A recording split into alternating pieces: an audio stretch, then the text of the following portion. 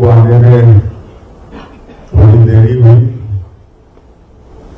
इसलिए मीडिया के मित्रों से सबसे पहले क्षमा चाहते हैं। और आज के इस प्रेस वार्ता में आप सभी लोगों का हार्दिक अभिनंदन है, स्वागत है। सबसे पहले तो आप लोगों के माध्यम से हम पूरे प्रदेश के मतदाताओं को धन्यवाद देना चाहेंगे। सबसे पहले तो आप लोगों के माध्यम से हम पूरे प्रदेश के मतदाताओं को धन्यवाद देना चाहेंगे, जिन्होंने भारतीय जनता पार्टी पर बहुत बड़ा विश्वास किया और जितनी हम लोग कल्पना नहीं किए थे उससे भी ज्यादा बड़ी सफलता हम लोगों को दिलाने का काम किया। 54 सीट हमारी पार्टी ने हासिल किया और कल 13 दिसंबर को शपथ ग्रहण समारोह था, जिसमें हमने स्वयं मुख्यमंत्री के रूप में शपथ लिया। आदरणीय श्री अरुण साव जी ने डिप्टी सीएम के रूप में शपथ लिया। आदरणीय श्री विजय शर्मा जी ने डिप्टी सीएम के रूप में शपथ लिया। और ऐसे शपथ ग्रहण समारोह में हम लोगों का सौभाग्य था कि हम लोगों को आशीर्वाद देने हमारे देश के यशस्वी प्रधानमंत्री श्री नरेंद्र मोदी जी पधारे थे। देश के यशस्वी गृह मंत्री आदरणीय अमित शाह जी पधारे थे। हमारे पार्टी के राष्ट्रीय अध्यक्ष आदरणीय जेपी नड्डा साहब पधारे थे और कई केंद्रीय मंत्रीगण पधारे थे। कई राज्यों के मुख्यमंत्रीगण पधारे थे। उत्तर प्रदेश के मुख्यमंत्री आदरणीय योगी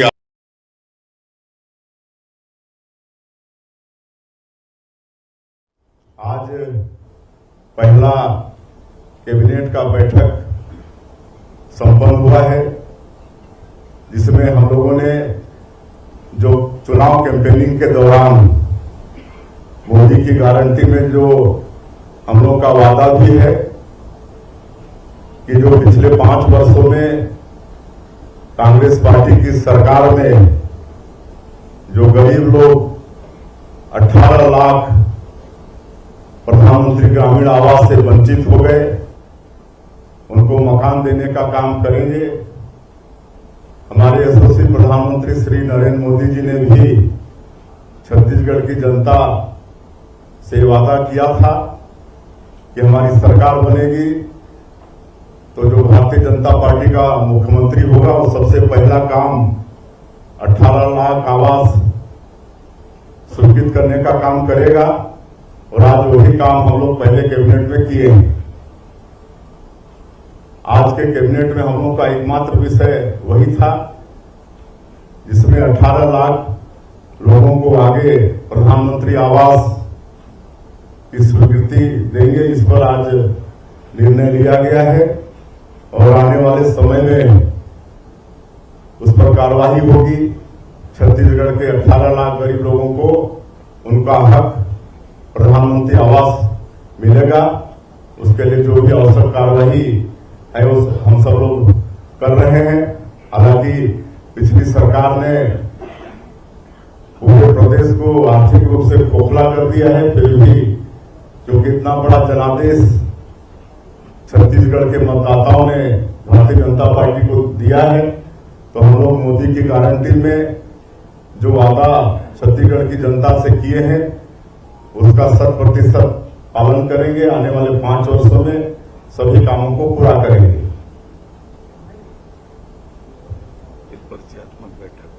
और कैबिनेट बैठक के पश्चात, क्योंकि आज ये पहला दिन था हम लोगों के लिए, वैसे कल शपथ ग्रहण के बाद विधिवत पूजा अर्चना करके हम तीनों अपने अपने कक्ष में बैठे और आज पहला बैठक था तो सभी विभागों के जो सेक्रेटरीज हैं उनके साथ बैठे, उनका परिचय हुआ और सभी लोगों ने अपने विभाग के विषय में छोटा ब्रीफिंग हम लोगों को दिया है, अपने विभागों से अवगत कराया है और हमने उनसे और भी आग्रह किया है कि आगे आप लोगों के साथ और आगे बैठेंगे और थोड़ी और जानकारी लेंगे और थोड़ा डिस्कस भी करेंगे, उनसे आग्रह किया है।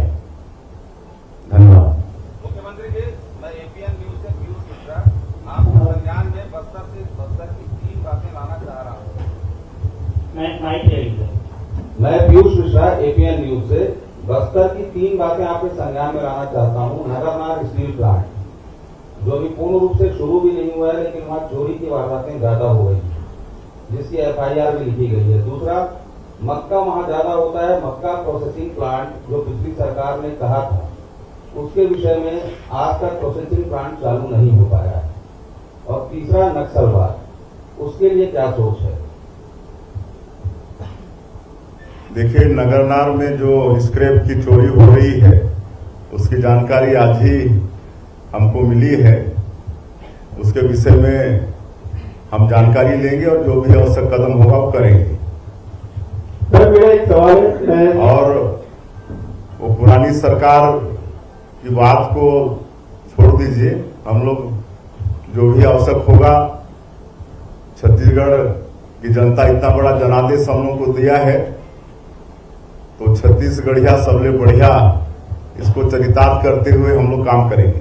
सर, मैं संदीप तिवारी नई दिल्ली प्रेस से हूँ। एक एक करके आप एक लेफ्ट, फिर सेंटर, फिर राइट, फिर एक आ जाएंगे बीच से। मैं दीपक विश्वकर्मा, इंडियन न्यूज से। सर, एक सवाल है, आपने कहा कि पुरानी सरकार ने खोखला कर दिया था फाइनेंशियल चीजों को, तो क्या माना जाए, कैसे तालमेल बिठाया जाएगा, क्योंकि बहुत सारी घोषणाएं आपकी संकल्प पत्र में, तो उसके लिए फंड कहाँ से आएंगे, कैसे वो सामंजस्य बैठेगा? उसके लिए हमारी पार्टी में भी कई अनुभवी लोग हैं और फिर अब डबल इंजन की सरकार है, केंद्र में भी हमारी सरकार है, यहाँ भी हमारी सरकार है, तो आप समझ सकते हैं कि डबल इंजन की सरकार तेजी से चलेगी।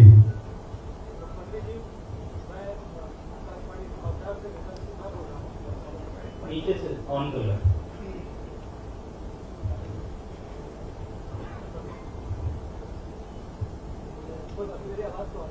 आ रही है।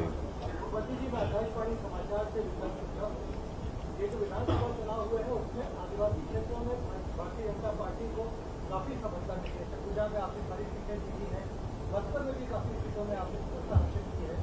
तो आदिवासी समुदाय की आपसे विशेष रूप से अपेक्षाएं हैं, तो आदिवासी क्षेत्रों के विकास के लिए, आदिवासी लोगों के विकास के लिए आपकी क्या कार्य योजना है? उन क्षेत्रों के विकास के लिए आपका विशेष प्रयास है?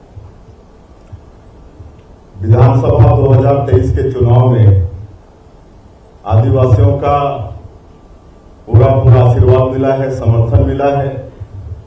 सरगुजा संभाग में कांग्रेस का सुपड़ा साफ कर दिए हैं, पूरी तरह से सफाया कर दिए हैं। बस्तर में भी 12 में से 8 सीट भारतीय जनता पार्टी ने हासिल की है। और वैसे आजादी के प्राथमिक दिनों में आदिवासी समाज जरूर कांग्रेस पार्टी के वोट बैंक के रूप में इस्तेमाल होगा, लेकिन जब श्रद्धेय अटल बिहारी वाजपेयी जी इस देश के प्रधानमंत्री बने तो उन्होंने जो छत्तीसगढ़ का जो ट्राइबल बाहुल एरिया है जो मध्य प्रदेश में था और इस ट्राइबल बाहुल इलाके का समुचित विकास हो, इसलिए छत्तीसगढ़ राज्य का निर्माण किया। उसके बाद भारत सरकार में पहली बार ट्राइबल समाज का समुचित विकास हो, इसके लिए भारत सरकार ने आदिम जाति कल्याण मंत्रालय का गठन किया। आज पर्याप्त बजट आदिम जाति कल्याण मंत्रालय में है और मैं पिछले इसके लिए भारत सरकार में आदिम जाति कल्याण मंत्रालय का गठन किया।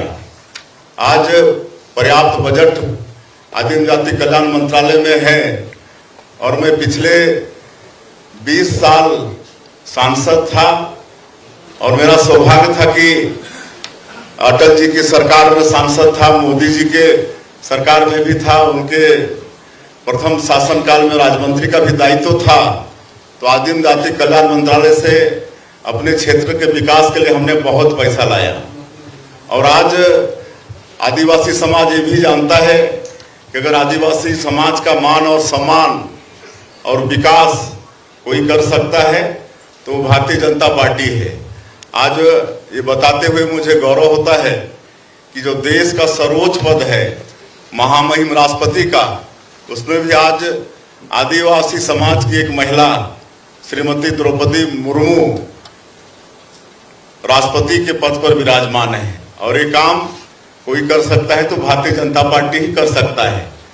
पिछले बार 2018 के चुनाव में निश्चित रूप से कांग्रेस पार्टी की लोक लुभावन जन घोषणा पत्र के कारण आदिवासी समाज थोड़ा भड़काव में आ गया था, लेकिन 5 साल में वो भूल वो सुधर गया। और इस बार जब हम लोग जाते थे क्षेत्र में चुनाव प्रचार के लिए तो सब बोलते थे अपनी भाषा में कि ये दारी नहीं ठगान, पिछले दारी ठगा दारी ने दारी नहीं ठगान। और इस बार नहीं ठगाए और जो 5 सालों में उनके साथ विश्वासघात हुआ वो वादा खिलाफी कांग्रेस पार्टी की सरकार ने किया, उसका मजा कांग्रेस पार्टी को चखाया। मुख्यमंत्री जी, मैं सरिया पांडे दैनिक अमृत संदेश से इधर से मुख्यमंत्री जी 25 तारीख को 2 साल का किसान का बकाया बोनस देंगे क्या? पहला सवाल। दूसरा सवाल, सवालों को लेकर आप लोगों ने पहले ही कैबिनेट में जांच की घोषणा का वादा किया था मुख्यमंत्री जी, इसके बारे में प्रकाश डालेंगे। देखिए, हमारे जन घोषणा चुनावी घोषणा पत्र मोदी की गारंटी में हमारी पार्टी ने ये आश्वासन दिया है कि 2 साल जब हम लोग सरकार में थे 15 वर्ष, तो 2 साल का बोनस नहीं दे पाए थे। वो बोनस 25 दिसंबर को जो हमारे नेता अटल बिहारी वाजपेयी जी, जो भारतीय जनता पार्टी के संस्थापक भी हैं, छत्तीसगढ़ राज्य के निर्माता भी हैं, निश्चित रूप से 2 साल का बोनस किसानों को देंगे।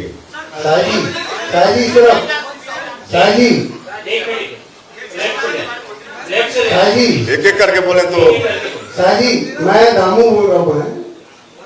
शाहजी, आपकी सरकार से शराब आंदोलन शुरू हुए थे और पूर्ववर्ती सरकार ने शराबबंदी को बंद की। अब फिर बीजेपी की सरकार है, क्या शराबबंदी को बंद करेंगे क्या? शराबबंदी को बंद करना। चलिए आगे बढ़िए, आगे बढ़ाइए, आगे बढ़ाइए।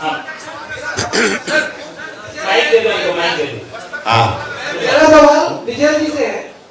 विजय भैया, आपसे सवाल है मेरा ये। अरे पीएम आवास को लेकर के आपने विषय सबसे पहले आपने उठाया था कवर्धा में।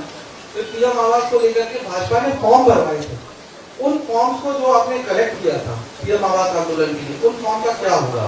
क्या उन फॉर्म को लेकर के आगे कार्रवाई होगी? क्योंकि अभी आपने कैबिनेट में 18 लाख मकानों की स्वीकृति दे दी, तो जो फॉर्म भाजपा के समय भरे गए थे उनका क्या? उसमें आप देखेंगे जो प्रधानमंत्री आवास की प्रतीक्षा सूची थी, उस प्रतीक्षा सूची के लोगों के फॉर्म भराए गए थे। बहुत कम फॉर्म, हमारे पास 7 लाख लगभग आवास के फॉर्म आए थे। अभी तो 18 लाख आवास, प्रतीक्षा सूची भी ले ली गई पूरी, और आगे और माननीय मुख्यमंत्री जी आपको बताएंगे सारी सूचियों पर काम हुआ है। वो फॉर्म जो प्रतीक्षा सूची वाले थे उन्होंने भर करके हमको दिया है, वो हमारे पास रखा है। अगर हमारी सरकार ना आती तो फिर हम आंदोलन करते, परंतु आज जनता के आशीर्वाद से सरकार है और इसलिए आदरणीय मुख्यमंत्री जी उस विषय में विस्तार से आपसे और बताएंगे।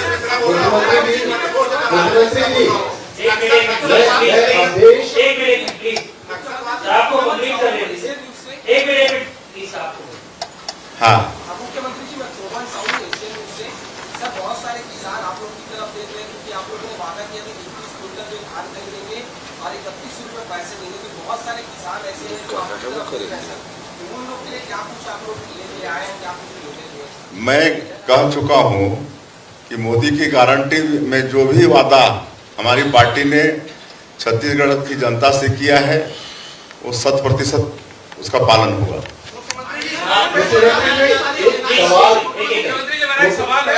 मुख्यमंत्री जी इधर है अवधेश मलिक त्रिपुरा से, इधर शायद मेरी आवाज आप तक पहुंच रही होगी, चेहरा न दिखे तो।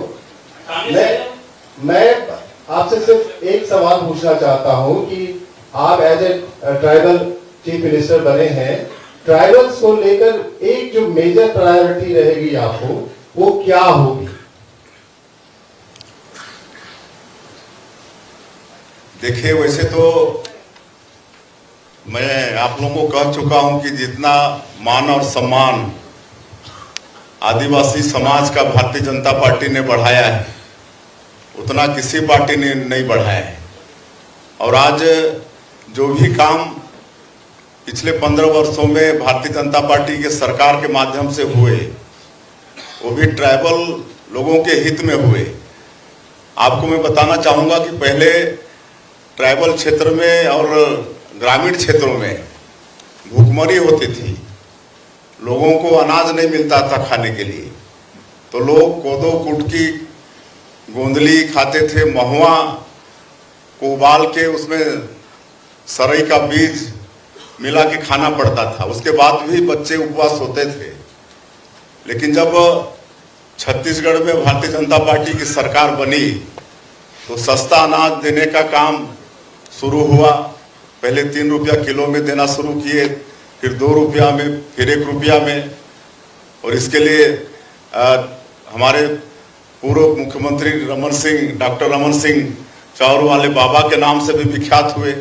आज कहीं कोई भूखमरी नहीं। तो ये तो हमारे आदिवासी समाज के लिए बहुत बड़ा अचीवमेंट है। और भी हर क्षेत्र में 15 साल में विकास के काम हुए, शिक्षा के क्षेत्र में, चिकित्सा के क्षेत्र में। इतना तक कि भारतीय जनता पार्टी की सरकार ने जो गरीब माता पिता हैं उनकी बेटी की शादी तक की भी चिंता किए। और हम तो कहते थे कि मतलब इतना काम किए कि बच्चा जब माँ के गर्भ में है तब से लेकर मृत्यु तक सरकार कोई ना कोई योजना चलाकर उनका सेवा करने का काम की। इसमें ज्यादा आदिवासियों को भी तो लाभ हुआ है। मुख्यमंत्री जी, मैं भारत से बोल रहा हूँ। आपसे एक सवाल यह है, भ्रष्टाचार विरोध जीरो टॉलरेंस की नीति की आप लोगों ने जो घोषणा पत्र में शामिल किया है, तो पिछले 15 सालों में जो सरकार की थी उस समय भी जीरो टॉलरेंस की बात हुई थी। फिर कांग्रेस की सरकार आई, फिर आप लोगों ने भ्रष्टाचार को बड़ा मुद्दा बनाया। तो क्या जीरो टॉलरेंस के लिए, क्योंकि राजस्व विभाग से लेके रेत खनन से लेके हर क्षेत्र में भ्रष्टाचार का अभी आज भी छोटे छोटे काम करवाएंगे, तो आपकी सरकार इस दिशा में क्या पहल करेगी? बिल्कुल इस दिशा में हमारी सरकार काम करेगी और कोई भी भ्रष्टाचार सरकार बर्दाश्त नहीं करेगी। ऐसी कोई चीज सामने आने पर उस पर जांच करके दोषी पाए जाने पर सख्ती से कार्रवाई सरकार करवाएगी। सर, मैं व्यास पाठक खबरवन न्यूज से, सर मैं ये जानना चाहता हूँ कि आपके द्वारा जो जन घोषणा पत्र दिया गया है उसके अलावा कांग्रेस जो जन कल्याणकारी योजनाएं चला रही थी जैसे बिजली बिल लाभ वगैरह, ये कंटिन्यू रहेगा कि इसे बंद कर देंगे आप लोग? इस सब की समीक्षा करेंगे और जैसा उचित होगा वैसा निर्णय आने वाले समय लेंगे।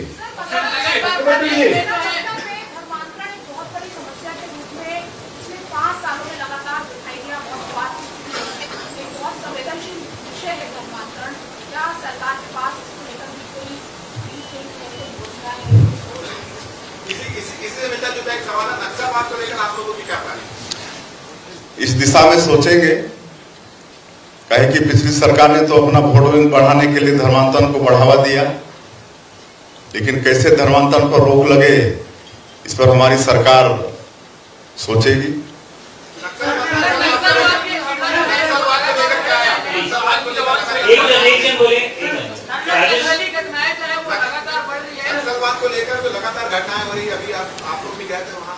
आप सभी लोगों को मालूम हुआ कि 15 वर्षों में नक्सलवाद के खिलाफ हमारी सरकार मजबूती के साथ लड़ाई लड़ी और अब जो हमारी सरकार है ये भी लड़ेगी।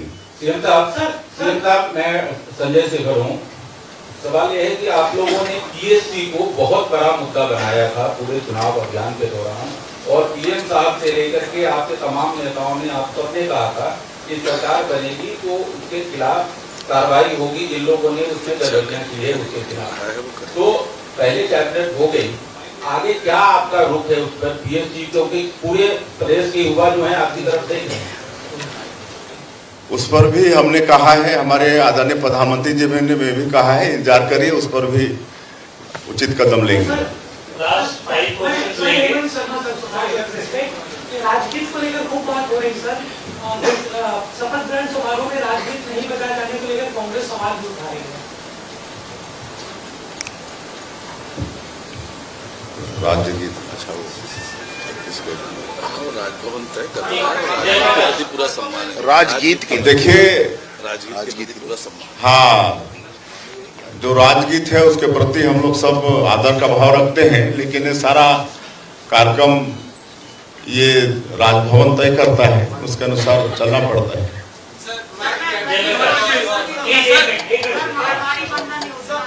विजय भाई, मेरा एक सवाल है। तो लेकर महिलाओं को काफी उम्मीद है, अरे अभी तो कॉलेज सब बदले हैं भाई, थोड़ा इंतजार करिए ना। होता जी बोलिए। हाँ, सब करेंगे। मेरा एक सवाल है, जो पुलिस अधिकारी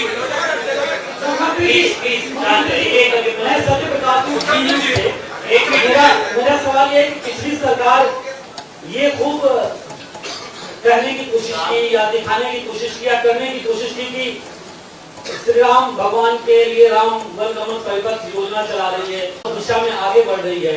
अब आप लोग किस तरह से आगे बढ़ेंगे या उसे लेकर क्या करेंगे? हम तो शुरू से मतलब हमारे आराध्य श्री राम है, अब ये लोग तो पाखंड किए ना, पाखंड किए, वोट लेने के लिए ये सब सारा नौटंकी किए, लेकिन जनता तो नौटंकी समझती है ना, उसका परिणाम देख लेना, लोग 35 में आ गए। कर्मचारियों को लेकर किस तरह से कहेंगे, लगातार बैठक चल रही है, 77 ग्रुप की बैठक। सब इंतजार करिए, सबके साथ न्याय होगा। मुख्यमंत्री जी, मेरा एक सवाल है, जिन पुलिस अधिकारियों ने पत्रकारों के या बाकी लोगों के घरों में पुलिस भेजकर डराते थे, आज भी वो पद पे विराजित है, कब तक निपटेंगे? इंतजार करिए। सीएम साहब मेरा एक क्वेश्चन है, सीएम साहब मेरा एक क्वेश्चन है, मैं एसपी द्विवेदी खबर खास से हूँ। देखिए, जितनी भी सरकारें आती है अपनी योजनाओं के नाम से ही जानी जाती है, तो आपकी ये जो सरकार है, जो ये पंचवर्षीय जो सरकार चलेगी, इसमें ऐसी कौन सी योजना लेके आएंगे जिसमें आपका नाम चले? जो मोदी की गारंटी में है उसको आप एक बार पूरा समझ लीजिए। चलिए, धन्यवाद, फिर तो मिलते रहेंगे। मेरे जवाब नहीं मिल पाया सर, मैंने सवाल किया था, मेरा जवाब नहीं मिल पाया। चलिए, सबको बहुत बहुत धन्यवाद, मिलते रहेंगे। Thank you.